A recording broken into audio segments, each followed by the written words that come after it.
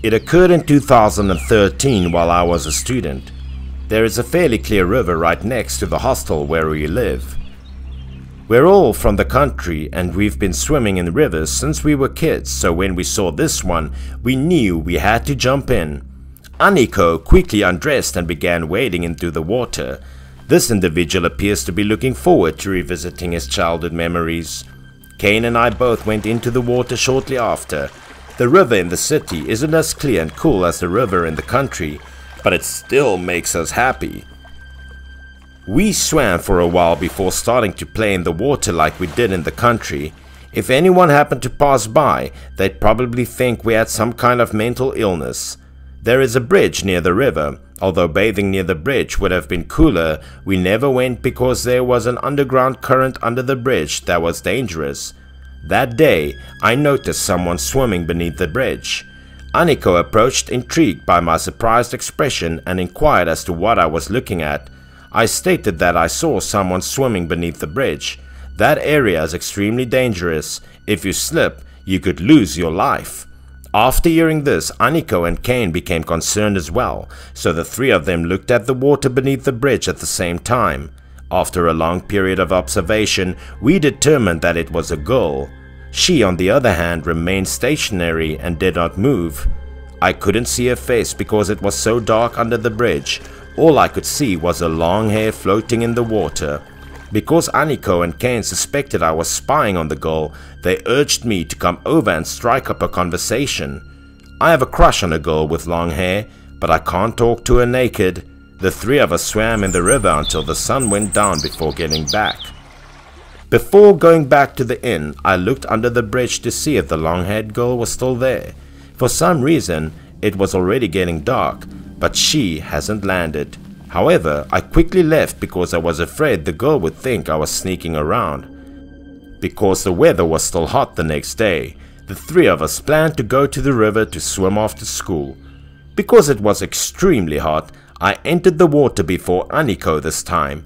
The two boys quickly dressed up and chased them down, but as soon as I stepped into the water, I noticed the long-haired girl I saw under the bridge the day before. Not only was I taken aback by the girl's appearance, but so were Aniko and Kane. This piqued everyone's interest. The long-haired girl from yesterday swam in only in one position and didn't even look back. Swim, but all three of us had the impression that the other girl was floating in the water. Aniko, who was always cheerful, began to be concerned. He didn't think this girl enjoyed swimming so much that she spent 2 days in the river.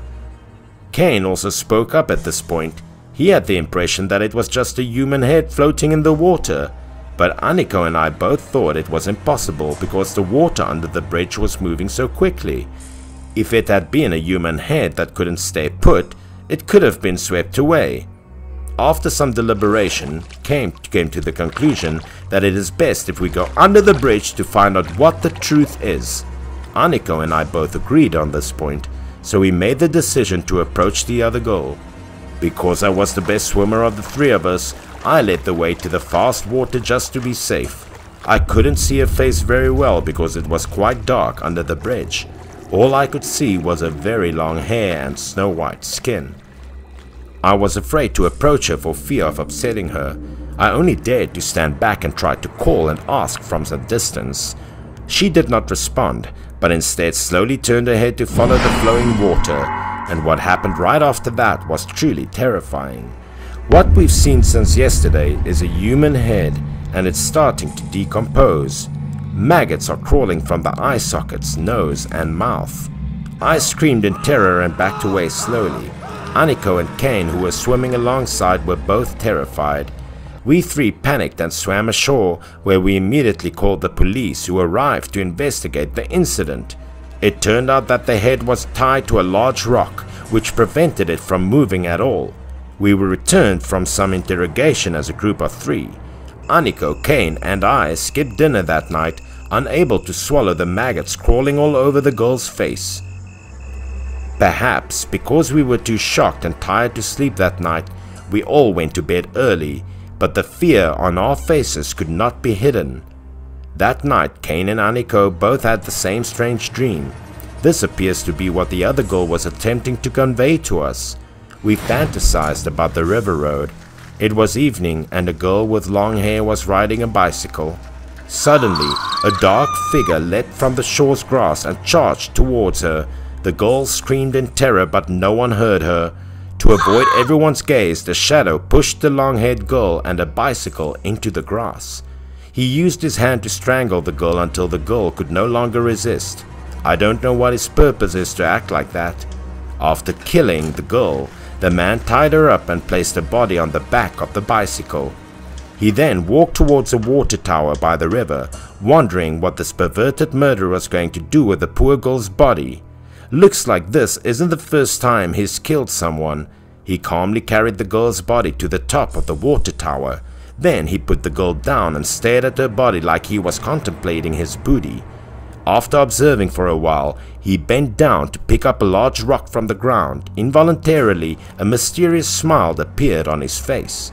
With an amused expression on his face, he used all of his strength to repeatedly throw the large stone at the girl's body. After the girl was dead, he broke her neck, severed her head, and placed her head in a black bag. He looked down at the river and chose the section with the fastest current. He then dumped the poor girl's head into the water. He tied the head with a large stone to prevent it from floating away. In the dream, I appeared to have transformed into that girl, and I felt myself falling into a stream of cold water. Through the water, I could even see the man's evil face. After committing so many sinful acts, he smiled contentedly. I tried to wake up because that dream was causing me so much pain as if I were a victim for myself. Everyone was drenched in sweat from the fear by this point. As soon as I opened my eyes, I noticed a swarm of maggots on my pillow. They confused me as to whether this was real or a dream. I immediately jumped up, panicked and howled because I was disgusted and nauseated. At this point, I realized that I was not the only one who had been awakened in this manner. Both Aniko and Kane are wearing the same expressions as me. Not only that, but the floor of the hostel is now full of water, much like the scene in my hometown on heavy rainy days. But this is the 7th floor of the dormitory. It was hard to believe. There are still long hairs floating on the floor's water, and we have no idea where they came from. I was curious, so I asked Aniko and Kane why they had gotten up so early. Their response made the hairs on the back of my neck stand up. They wished for a girl like me. We've all had the same dream. The more I thought about it, the more terrified I became. So we went to the police station together and tracked down the officer who had questioned us that day. He didn't believe what we were saying, but luckily this cop was still in charge of the case. So he drove us down the river to see if he could locate the water tower we were discussing. There was indeed a water tower by the river, not far from where we used to swim. These water towers appear to have been abandoned for a long time. They are quite old, with many cracks on the outside. We drove past 3 water towers in a row, but none of them resembled the ones we saw in our dreams. The cop was getting frustrated because we couldn't figure out which tower it was, so he offered to drive us home. I, Kane and Aniko were all perplexed, but I still believe it's not a coincidence that all 3 of us had the same dream. Just as we were about to give up, Kane, who was sitting in the back seat, yelled and pointed out the window. When we looked in the direction he indicated, we found a ruined water tower just like in our dreams. So the cop and the 3 of us approached the water tower to observe, hoping to find clues to the case. The volunteer cop led the way with the 3 of us trailing behind. Strange things happened in quick succession, and we gradually lost our courage. As we got closer to the water tower, a strong stench rose up, making everyone want to vomit. The cop asked us to wait below while he climbed alone to inspect the top of the water tower. A headless girl's body was found above the water tower. Then, a large number of police and forensic officers arrived.